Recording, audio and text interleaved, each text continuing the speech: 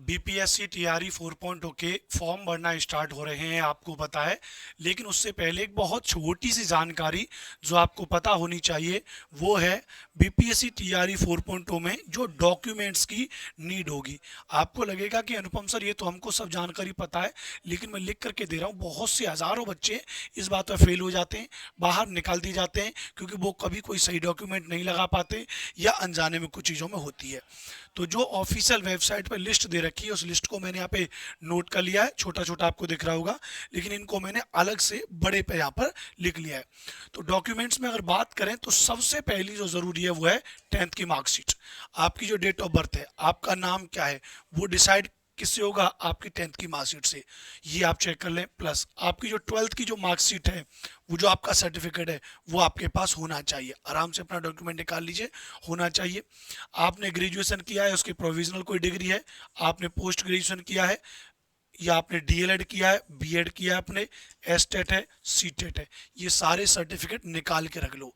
हमको ही पता है सारे सर्टिफिकेट हर किसी के पास होते हैं, लेकिन एंड टाइम पे मान के चलते हैं कोई सर्टिफिकेट अवेलेबल नहीं है, किसी में कोई मिस्टेक है, तो सारी चीज़ें सुधारी जा सकती हैं। तो कुल मिला के ये जो डिग्री है, ओरिजिनल सर्टिफिकेट आपके पास होने चाहिए। कभी कभी होता है आपके ओरिजिनल सर्टिफिकेट कहीं जमा है, कहीं दूसरी जगह रखे हैं, आप कहीं कहीं दूसरी जगह रहते हैं, सब आपके पास होने चाहिए। प्लस इनकी एक एक जो ओरिजिनल फोटो कॉपी हो जाएगी वो फोटो कॉपी आपके पास होनी चाहिए, प्लस सेल्फ अटेस्टेड होनी चाहिए। आगे बात करूंगा। तो आपका सुपर टेट यानी जो बिहार स्टेट है, सी टेट है आपका, बीएड अगर आप टीजीटी बीजीटी वाले फॉर्म भर रहे हैं, डीएलएड अगर आप प्राइमरी वाले फॉर्म भर रहे हैं, पोस्ट ग्रेजुएशन किया है, ग्रेजुएशन किया है, 12th है, 10th है, इनकी मार्कशीट अवेलेबल होनी चाहिए। ओरिजिनल वाली, फोटो कॉपी से काम नहीं चलेगा। मैं कई बार देखता हूँ अक्सर बच्चे जाते हैं फॉर्म भरने के लिए, उसने बोला कंप्यूटर वाले ने कि अपनी मार्कशीट लाइए। ओ सर वो तो नहीं है, मेरे मोबाइल में फ़ोटो है, काम चल जाएगा? कुछ नहीं है, बाद में रिजेक्ट हो जाएगा फॉर्म। इसलिए ज़रूरी है ओरिजिनल कॉपी लेके जाइए, स्कैन होकर के वहाँ पे अपलोड हो। समझ गए मेरी बात? बहुत अच्छी बात।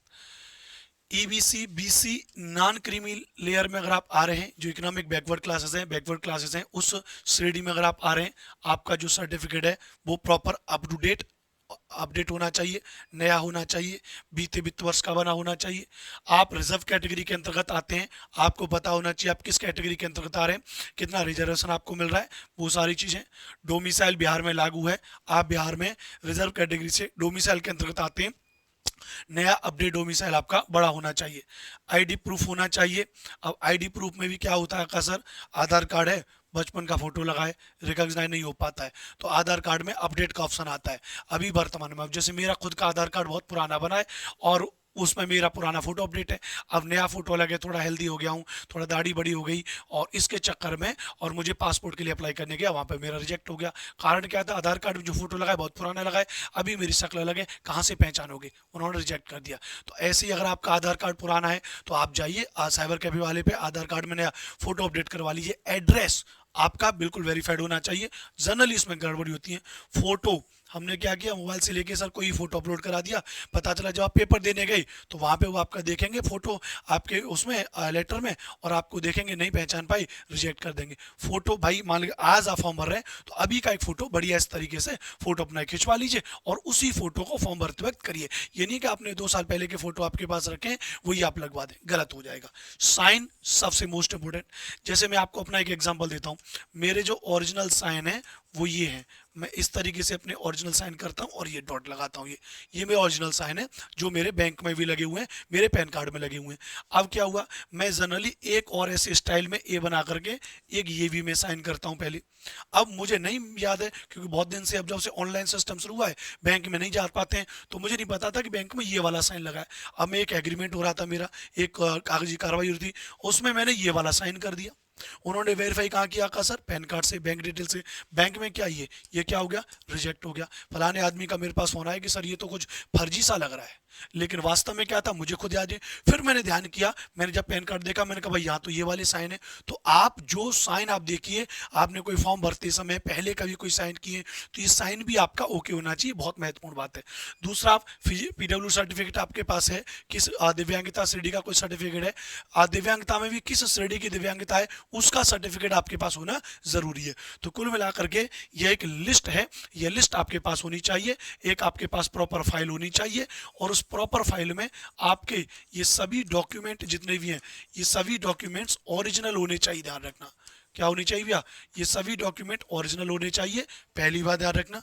दूसरी बात, इनकी एक एक कम से कम दो फोटो कॉपी आपके पास आपकी फाइल में होनी चाहिए, और वो फोटो कॉपी होनी चाहिए सेल्फ अटेस्टेड। सेल्फ अटेस्टेड का मतलब खुद का, जैसे होता है ना बहुत सारे डॉक्यूमेंट गजेटेड ऑफिसर के द्वारा मोहर लगा के लाए जाते हैं।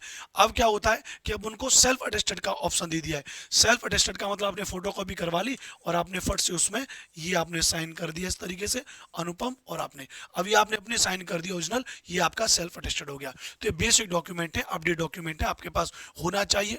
विशेष तौर से आपका जो आईडी प्रूफ है, आधार कार्ड है, वोटर कार्ड है, पैन कार्ड है, उसमें जो नाम होना चाहिए वो किससे मिलान होना चाहिए, 10th की मार्कशीट से जुड़ा होना चाहिए, और कहीं नहीं माना जाएगा। मेरा खुद में गड़बड़ हुआ, मैं कई जगह अनुपम लिखा हुआ, अनुपम कुमार लिखा है 10th की मार्कशीट में, और आगे चल करके मैंने अपने सरनेम अनुपम भारद्वाज के साथ कई सर्टिफिकेट बनवा लिए, तो मुझे बहुत बड़ी दिक्कतें हुई। फिर मैंने प्रॉपर टाइम निकाल के एकदम 1 महीने पूरा भगा दौड़ी की, सारे सर्टिफिकेट में प्रॉपर नाम करवाया।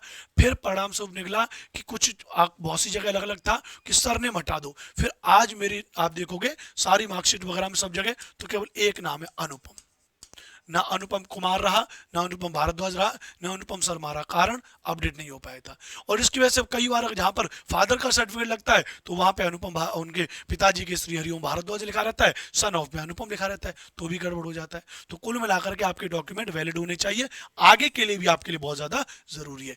जानकारी अच्छी लगी होगी तो चैनल को सब्सक्राइब कर लीजिएगा। ये मेरा नाम अनुपम भारद्वाज, आपको पता है बेहतर जानकारी आपको देता हूं मैं, बिना कोई फालतू का पेड कोर्स का प्रमोशन किए या कुछ किए। इसी सेम वीडियोस को बहुत सारे यूट्यूब चैनल वालों ने कवर किया होगा, आप देखोगे पीछे से वो अचक से बता देंगे भैया 499 हमारा पेड कोर्स आ गया, ले लीजिए। हम ऐसा नहीं करते हैं, हम वैलिड जानकारी देते हैं। आप मुझे अनुपम सर SST या SST भाई अनुपम सर के नाम से जानते हैं, सर्च करते हैं, फॉलो करिए मुझे, चैनल को सब्सक्राइब करिए। थैंक यू, जय हिंद, वंदे मातरम।